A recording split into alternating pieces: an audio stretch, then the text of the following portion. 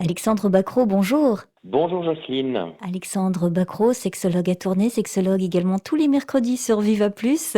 Aujourd'hui, on va évoquer la grossesse et surtout savoir s'il y a ou non des contre-indications à avoir des relations sexuelles pendant la grossesse et après la grossesse. Alors, c'est une très bonne question. C'est vrai que souvent on parle pas de sexualité, on n'en parle pas trop en fait de la sexualité pendant la grossesse. Parce que c'est un sujet tabou, parce qu'il y a des idées préconçues. Oui, peut-être, et puis parce que pour certains, période de grossesse égale période où voilà, il faudrait peut-être tout arrêter, alors que c'est une grande période de changement et de mouvement, si je puis dire. Donc, à votre question, Jocelyne, savoir, tiens, est-ce qu'il y aurait des contre-indications d'avoir des rapports sexuels pendant la grossesse?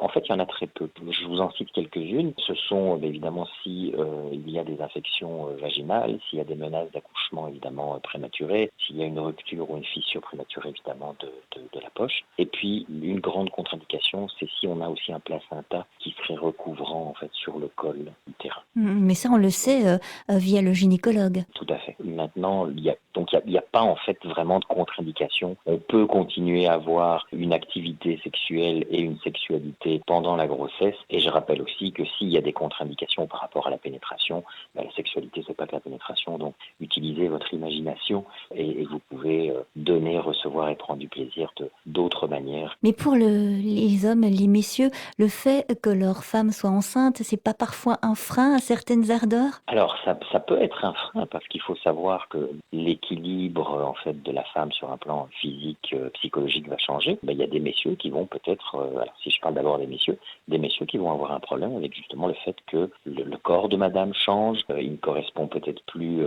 à ce que eux attendaient. Et puis aussi, il y a le fait, je dirais, l'aspect un peu psychologique, le fait de savoir qu'il y a un petit bébé dans le ventre qui est en train de grandir et de se développer. Et ça, pour certains hommes, c'est un frein.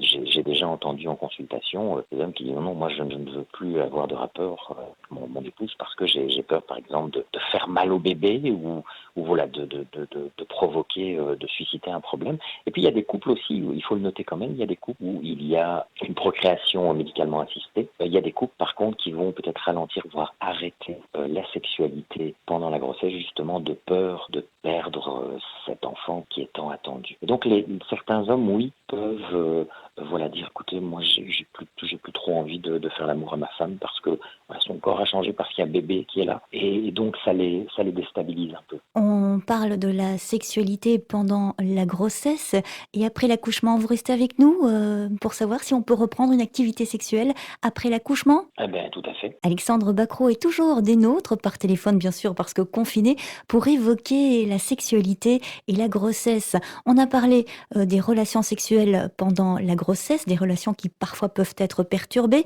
et juste après l'accouchement, est-ce qu'on peut reprendre une activité sexuelle normale? La réponse est oui. Maintenant, c'est très important de laisser le temps à madame de récupérer un petit peu de l'accouchement. Il faut savoir que là encore, il faut laisser un peu de temps. Donc on parle parfois, ça peut varier entre 4, 6, 7 semaines, mais le plus important, c'est de reprendre les choses de manière progressive, d'y aller en douceur et progressivement tout en respectant et d'être à l'écoute évidemment de sa compagne. Il faut savoir aussi que certaines femmes vont parfois avoir du mal aussi à reprendre une activité sexuelle relationnelle, tout simplement aussi parce qu'il faut dire que tout le côté libido, la femme va le transformer un peu et se consacrer vraiment à son enfant après l'accouchement. Donc monsieur passe un petit peu en deuxième partie, je dirais. Donc voilà, c'est d'être attentif à ça, de savoir aussi qu'après un accouchement, bien évidemment, madame va d'abord, la priorité, c'est bébé. Mais ça n'exclut pas évidemment monsieur de l'équation.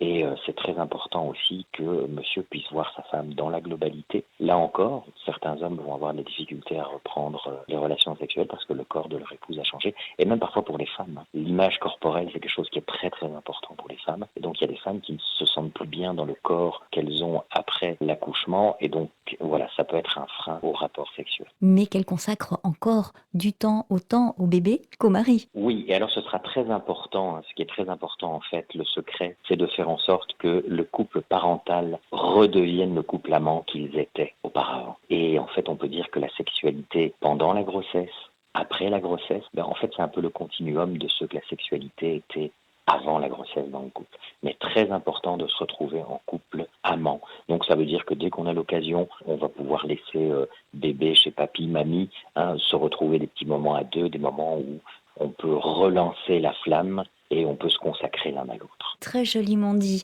Merci Alexandre, on se dit à la semaine prochaine. Eh bien, à la semaine prochaine.